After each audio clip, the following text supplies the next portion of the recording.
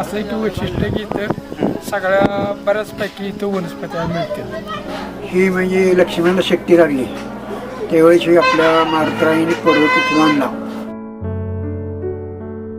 फार जुनं प्राचीन जात आहे, सीतामाईचं जातं म्हणून याला ओळखलं जातं. हां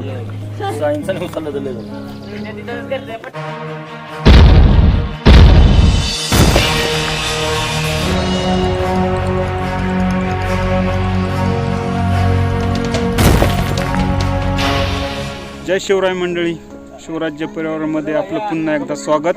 तर आज आपण आलेलो आहोत जरांडेश्वर हनुमान मंदिर या ठिकाणी. आज श्रावण महिन्यातील शेवटचा शनिवार आणि याच दिवशी अमावस्या असल्या कारणाने या जरांडेश्वर मंदिराच्या दर्शनासाठी आपल्याला भरपूर अशी भाविकांची गर्दी या ठिकाणी पाहायला भेटते. या ठिकाणी आपल्याला विविध प्रकारचे प्राणी आणि पशुपक्षीही पाहायला भेटतात. याविषयी संपूर्ण माहिती कोरेगाव वन विभागाने या ठिकाणी लावलेली आपल्याला पाहायला मिळते.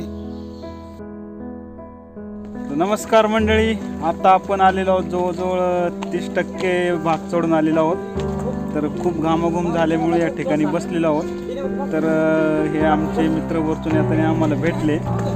त्यांनी सांगितलं की हळूवार जा, बसत बसत जा, म्हणजे दम लागणार नाही. ॲक्च्युली यांचं दर्शन झालेलं आहे आता आणि आम्ही आता दर्शनासाठी चाललेलो आहोत.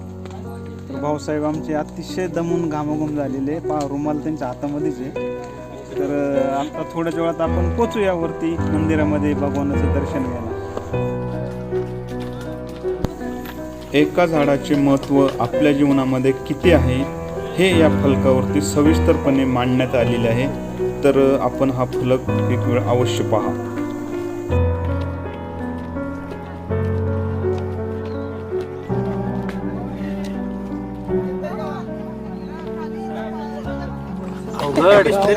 जमले काय थोडा? हा का, साधारणतः अजून आपल्याला तासभर लागेल वर पोचायला. जाऊया. हे आहे अंगठा मंदिर. याच ठिकाणी मारुतीरायांच्या पायाला ठेच लागली आणि त्या अंगठ्याचा ठसा या मंदिराच्या ठिकाणी आपल्याला पाहायला भेटतो. अर्ध्या रस्त्यापर्यंत आलेलो आहो. कसं वाटतंय भाऊसाहेब तुम्हाला? आता पहिलं जे गुंडावलं मोठ्याने बोला. अर्ध्यापर्यंत गाडी जाते, अर्ध चढायचे, हां, त्याच्यामुळे वर आलो. आणि तुम्हाला सांगितलं असतं पूर्ण चालत जायचं, लांबून डोंगर दाखवून, तर आले असतं का? बाहेरच्या बाहेरूनच दर्शन घेऊन तसंच गेलो असतो. पण चला, माझ्यामुळे तुम्हाला हा एक सर्वोत्कृष्ट ट्रेक करायला भेटतोय आणि बजरंग बलीचं दर्शन पण घ्यायला भेटणार आहे. याचा तुम्हाला आनंद नाही का? आहे ना. हां, संध्याकाळी येऊ दर्शन 9 वाजता. बरं बरं बरं. म्हणजे आता 9 वाजता पोचायचं का वरती? 9 वाजता. बरं बरं. पण तुम्हाला एवढा चांगला मी दमवलं आहे, तर माझे काय आभार विभार आहेत का नाही? नाही ते आपण उद्या बघू, उद्या आभार मानू. बरं बरं. तर अशा पद्धतीने भाऊसाहेब हा आमचा भारी हा इथे दमून बसलेला आहे. तर आता यांचं दमनं झाल्यानंतर आम्ही पुन्हा मंदिराकडे जाण्यासाठी सुरुवात करणार आहोत.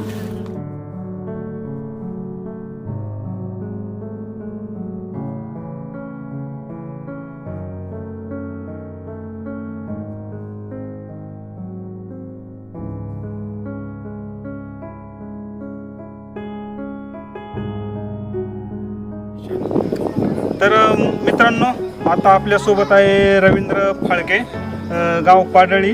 तर हे काका आपल्याला जरांडेश्वर हनुमान मंदिराची माहिती सांगणार आहेत. तर काकांच्या तोंडून आपण ती आता माहिती ऐकूया. हे जुन्या काळातलं तळ आहे, आम्हाला कळत नाही तेव्हापासून तळ आहे. वर पहिल्यापासून आत्ता पायऱ्यात, पण पहिल्यापासून असं बिगर पायऱ्याचं उतार असतं. हां, आणि ज्यावेळेस लक्ष्मणाला बाण लागला हां, त्या पिरियडमध्ये, म्हणजे जुनी माणसं सांगत आम्हाला बी एवढं काय माहीत नाही. ज्यावेळेस लक्ष्मणाला बाण लागला त्यावेळेस रणवटचे दगड उचलून ज्यावेळेस हनुमान घेऊन निघाले, द्रोणगिरी पर्वत घेऊन हनुमान घेऊन निघाले. बरं. त्या टायमिंगमध्ये त्यांच्या पायात ठेस लागली. ते खाली मंदिर आहे बारीक, हां, रस्त्याने येताना एक मंदिर अंगठा असं त्याला ठेस लागली. त्यातला एक छोटासा काढा पाडला तर हा हनुमान मंदिर आहे. त्याचं त्या डोंगरात हा खडा आहे. म्हणजे द्रोणागिरी पर्वत घेऊन ज्या वेळेस मारुतीराय चालले होते हा. त्यावेळेस त्यांना ठेच लागली हा. आणि त्या द्रोणागिरी पर्वताचा जो एक तुकडा पडला तो तुकडा म्हणजे जरंडेश्वर डोंगर. डोंगर हा. बर बर हा आणि ह्याचं असं एक वैशिष्ट्य की इथं सगळ्या बऱ्याचपैकी इथं वनस्पत्या मिळतात. मधुमेचं आहे पुन्हा दाम्याचं वगैरे. ज्यावेळेस तुम्ही उजव्या हातानं वर चढत पाला तोडला उजव्या हातानं परत उजव्या हातानं तोडायला कुठल्याही झाडाला त्याची बुकणी करून जर फाडली तर त्यानं दमा जातो. तर मंडळी काकांनी आपल्याला सांगितलं की ह्या जरंडेश्वर डोंगरावरती भरपूर अशा आयुर्वेदिक औषधी वनस्पती भेटतात.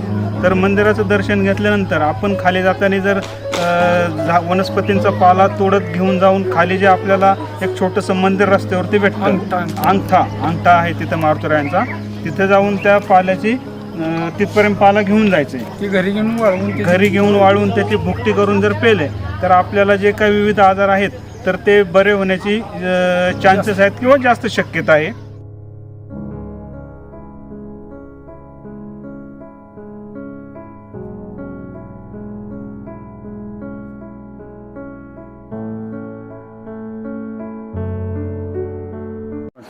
ही म्हणजे लक्ष्मणाला शक्ती लागली त्यावेळेची आपल्या मारुतीरायाने पर्वत उचलून त्यातला एक खडा आहे. ही म्हणजे आपली स्वयंभू मूर्ती आहे.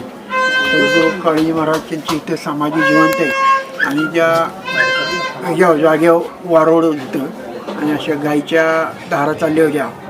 मग ते महाराजांनी उकरायला सुरुवात केली. मग तिथं आपली ही स्वयंभू मूर्ती उगम पावली. समर्थ रामदास स्वामी इथे शेवले होते, शिवाजी महाराज इथे शेवले होते.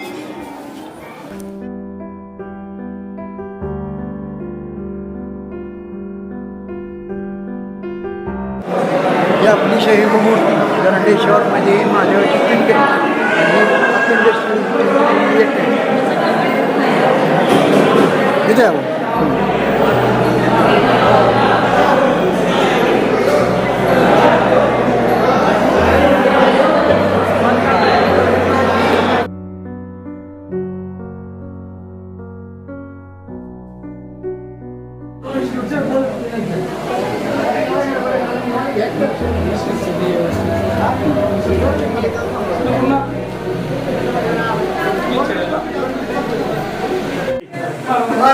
लक्ष्मणाला शक्ती लागली त्यावेळेस मारुतीरायाने पर्वत आणला. देवाचं खडा आहे आपलं ही स्वयंभू मूर्ती. शंभू काळी महाराजांना येतात झाला त्यांनी उकरायला सुरुवात केली मूर्ती.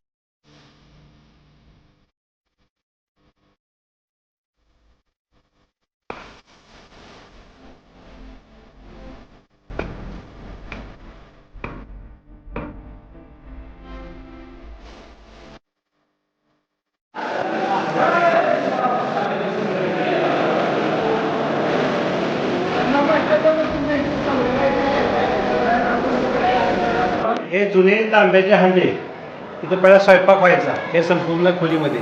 आता ही दुरुस्ती केली आणि आता अजून थोडंसं काम चालू आहे त्याचं. इकडे पाठीमागं. बरं साधारणतः कधीच असेल हे? शिवाजी महाराजांच्या बी काळ होतं ते कसं. म्हणजे याला डेंग म्हणायचे पूर्वी, तुमच्याकडे काय म्हणतात त्याला? जुन्या ह्याला वस्तू हांडे हांडे हंडे आमच्याकडे डेंग म्हणतात असं. तांब्याचे हांडे. बरं. हां. ही पहिले जुन्या काळात माणसांना राहण्यासाठी आलेल्या त्यांना जेवण करायसाठी होती. बर बर बर कचरा टाकलाय नवीन. आता हळूहळू सगळं डेव्हलपमेंट करायचं, टाक्या वगैरे घेऊन चला. प्रभू श्रीरामचंद्र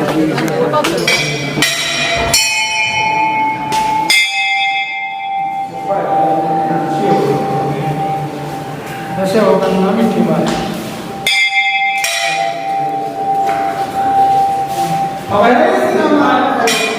आमच्या चरंडेश्वर देवस्थानचे मठाधिपती श्री महंत शंकर महाराज हे इथले सर्व कारभार पाहते. देवस्थानचे सर्व म्हणजे पूजा रोज सकाळी उठून आपलं सकाळी उठून पूजा करणे, आरती ही सर्व नित्यक्रम रोज चालू असतो इथे. बर देवांची माहिती सांगते. बाकी माहिती तुम्ही सांगा. सांगा महाराज. ही म्हणजे आपल्या मारुतीरायांच्या म्हणजे ही स्वयंभू मूर्ती आहेत. असे मूर्ती असे हलवले, मारुतीरायांची मूर्ती हल्ली नाही म्हणून ही मूर्ती आपल्याला मारुती पुढे त्यांच्या समोर उभा केला. ही म्हणजे मूर्ती बसवलेली आहे. समर्थ रामदास स्वामींनी मूर्ती बसवलेली. बर ते घ्या घ्या. नाव सांगा कुठल्या गावचं आहे काय ते. हा वर घ्या वर अजून. हा बारामती तालुका गावाचं नाव सांगा. हा या मुठ्ठीला नुसता हात लावा. नुसता हात लावा. बस नाव सांग रे बाळा तुझं. काय बाळा नाव सांग. पुढे पुढे पुढे इथं समोर येऊन सांग की नाव. असं काय करतो जळगाववरून येणारा रस्ता खाली.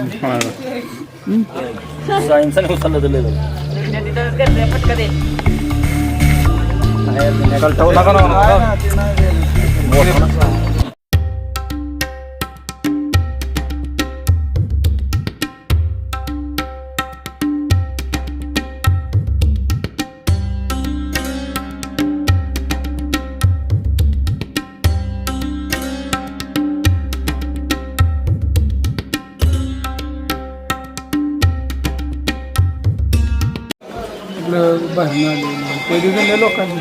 रामदास स्वामी त्यांच्या काळातले.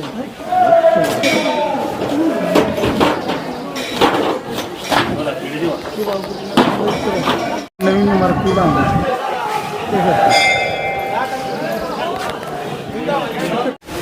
बास्केट किती हा जळगावचा मुलगा. हे दर शनिवारी साफसफाई करायची सगळ्या मुलांचं. नाव सांग गावाचं. नाव सांग तुझं सगळं. तुम्ही इकडं दर शनिवारी आपली सेवा म्हणून साफसफाईसाठी येता सगळे.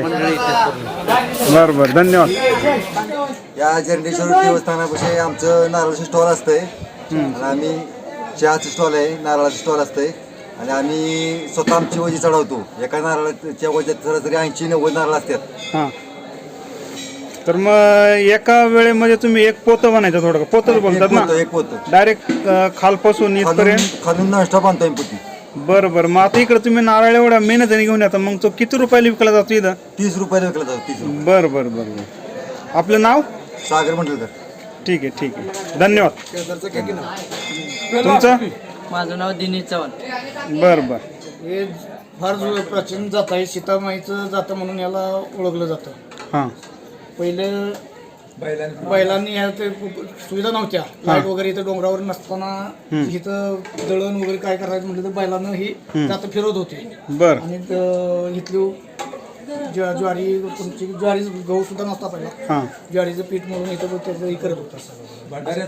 भंडाऱ्याचं काम, यात्रेचं काम इथं ती लापशी बनवणे किंवा पीठ बनवणे, बरडा बिरडा ह्याच्यावर ह्या जाता बैलांना फिरवून 2 बैल किंवा 1 बैलावर फिरत होते करत होते.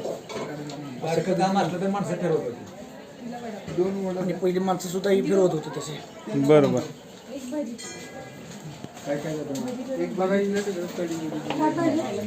तुम्ही पहिल्यावर आम्हाला भेटणार नाही. शेवटमध्ये आम्ही शेवट असं गोल्डवर मारला असं मारा.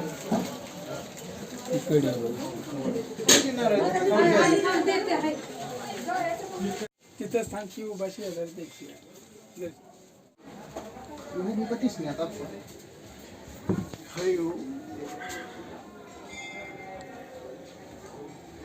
नारळ घेऊन देवळात हो त्यांनी एक व्हायला आपल्या इथं आणि नितीन आबाने एक त्यांना दिला. त्याला म्हणून तुम्ही काय करा हा तुमच्या इथं देवाला फोडा हां आणि ते दुसऱ्या देवाला फोडा मी दिला त्यांना दिला हो आणि दोघंच आहे की त्यांना दिला एक मग याद दिला आपण देणगी त्यांनी दिली का तिथं नितीन आबांनी दिलाय. तर ती काय म्हणले आम्ही तिथं आमच्याकडे फोडणारे द्यावा हा फोडा तुम्ही हां हां आणि ते दुसरे देवाला कुठं चालेल चालेल. तर जरंडेश्वर मंदिर येथील महाराजांनी आणि मठपती महाराजांनी जे आपल्याला पूर्ण मंदिराविषयी व्यवस्थित माहिती दिली, त्याचसोबत फाळके काका यांनी पण आपल्याला रवी फाळके काका यांनी पण आपल्याला संपूर्ण परिसर फिरून दाखवला. त्याबद्दल रवी काकांचे पण आभार आणि महाराजांचे पण खूप लाख लाख आभार. ज्यांचे आभार जितके मानेल तितके थोडेच आहेत.